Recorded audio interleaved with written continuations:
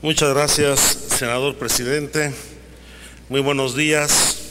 compañeras y compañeros senadores. El dictamen que estamos discutiendo en torno a la reforma constitucional en telecomunicaciones y radiodifusión constituye, sin lugar a dudas, avances que van a permitir romper con la inercia que había prevalecido en el sector y que condujo al debilitamiento de la responsabilidad rectora del Estado y posibilitó el empoderamiento de particulares beneficiarios de la explotación de un bien y de un servicio público. Con esta reforma se fortalecerán los derechos vinculados a la libertad de expresión al incorporar el acceso a las tecnologías de la información y del conocimiento. Se fortalecerá la competencia en radiodifusión y telecomunicaciones. Se crearán las condiciones para incrementar la infraestructura, haciendo un uso más eficiente del espectro y reduciendo los precios, incrementando a la vez la calidad de los servicios. En esta reforma se define a la radiodifusión y a las telecomunicaciones como un servicio público, destacando la función social de las mismas y reconociendo su papel como factor para el desarrollo. Se incluye el acceso a las tecnologías de la información y a las comunicaciones, cobijado bajo el derecho a la información que debe ser garantizado por el Estado. Se incluyen conceptos doctrinales de servicio público, inclusión digital, sociedad de la información y del conocimiento, servicio universal y convergencia tecnológica, y otorga fortaleza jurídica en la reforma porque tanto las autoridades como los usuarios y las audiencias de los medios de comunicación adquieren derechos constitucionales al libre acceso a información veraz, plural y oportuna, así como para buscar, recibir y difundir información e ideas de toda índole por cualquier medio de expresión a través de cualquier plataforma. En materia de rectoría económica del Estado, los poderes soberanos del país hemos decidido limitar las atribuciones del Ejecutivo Federal en el otorgamiento de las concesiones y crear un órgano con autonomía constitucional, el Instituto Federal de Telecomunicaciones, el cual será el encargado de licitar, otorgar y revocar las concesiones. Se trata de una reforma que acota el poder del Ejecutivo Federal para delegarlo en un organismo con autonomía técnica y de gestión. A su autonomía suma las facultades de sanción, competencia económica en telecomunicaciones para regular de forma simétrica a los operadores de la preponderancia económica, reduciendo las barreras a la competencia, limitando la propiedad cruzada y ordenando la desincorporación de activos. La reforma contempla usos comerciales, públicos, sociales, entre los que destacan el derecho de las comunidades y los pueblos indígenas, lo cual garantizará la pluralidad y diversidad en los medios en la realidad nacional. Por ello, y con los cambios que ha introducido el Senado de la República, particularmente en la reivindicación de derechos, como se estableció en el artículo 6º constitucional, que el Estado debe garantizar el derecho a la información, el establecimiento del derecho de las audiencias, el reconocimiento de los medios comunitarios e indígenas, el del acceso libre a Internet, habremos de votar a favor, teniendo pendientes la resolución sobre el derecho de los comunicadores y subrayo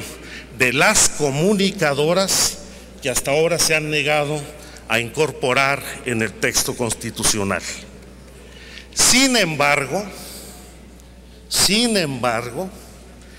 más allá de la euforia que ha despertado la aprobación de este dictamen por unanimidad en las Comisiones Unidas, es necesario hacer una reflexión sobre los verdaderos alcances y significados de esta reforma. Para algunos, la reforma buscaba mediar en el conflicto entre dos grupos de poder económico. Para los promotores, con la reforma el Estado recuperaría la rectoría en el sector, acotaría los poderes fácticos, enfrentaría los monopolios y permitiría la democratización de los medios de comunicación. Por eso es necesario precisar: abrir la competencia no garantiza por sí misma la eliminación de las prácticas monopólicas, ni el ejercicio pleno del derecho a la información, menos aún una auténtica pluralidad en los medios de comunicación. Abrir el mercado de las telecomunicaciones no implica necesariamente su democratización. Suponer que dos nuevas cadenas nacionales de televisión abierta y una nueva cadena de carácter público quebrarán la estructura monopólica de la radiodifusión resulta iluso cuando estas empresas detentan el monopolio desde la producción de contenidos hasta la exclusividad en la contratación de los artistas. Como también resultaría iluso suponer que con ello se democratizarán los medios y se romperá el monopolio fundamental, el monopolio sobre la percepción y la generación de opinión pública. Por eso, es importante remarcar que el Estado está obligado a construir un orden democrático fundado en el control de los abusos que derivan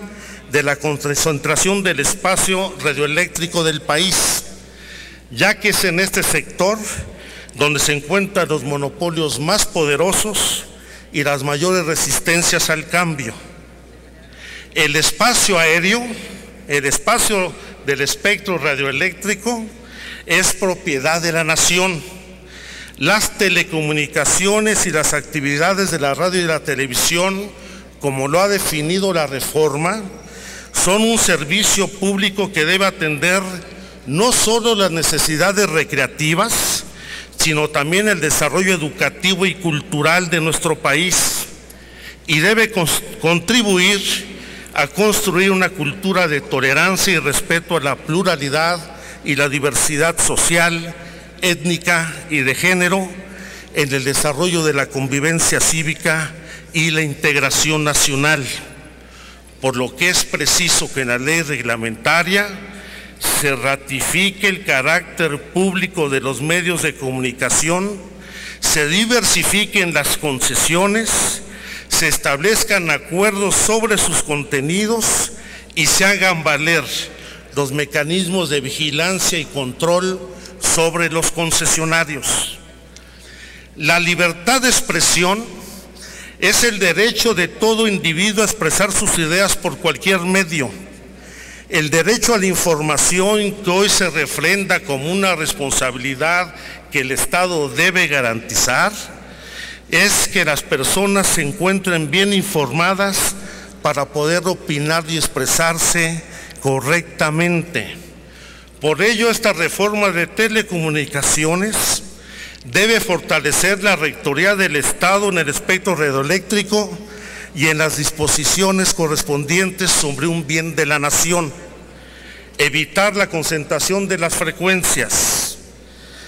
que fomente su monopolio, adoptando medidas para salvaguardar la red de medios públicos, culturales, educativos y comunitarios. El Estado debe salvaguardar las redes de medios no comerciales, garantizar la existencia de los medios públicos, comunitarios y culturales, garantizar el acceso equitativo y universal de los mexicanos a las tecnologías de la información y el conocimiento, la libertad de expresión y la existencia de medios de comunicación libres, independientes y plurales son esenciales para el adecuamiento de una sociedad democrática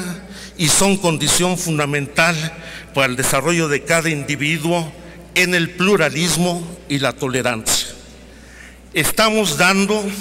solo el primer paso. Falta el paso definitivo en la ley reglamentaria. Ya veremos en si esta resolución que hoy estamos adoptando es una resolución histórica o no. Pero lo importante es hoy entender que la regulación de los medios no es un asunto estrictamente económico, sino que es un asunto vinculado con el ejercicio de una libertad y una garantía de los ciudadanos vinculada al derecho a la información y a la libertad de expresión. Ese debate lo daremos en la ley reglamentaria. Muchas gracias.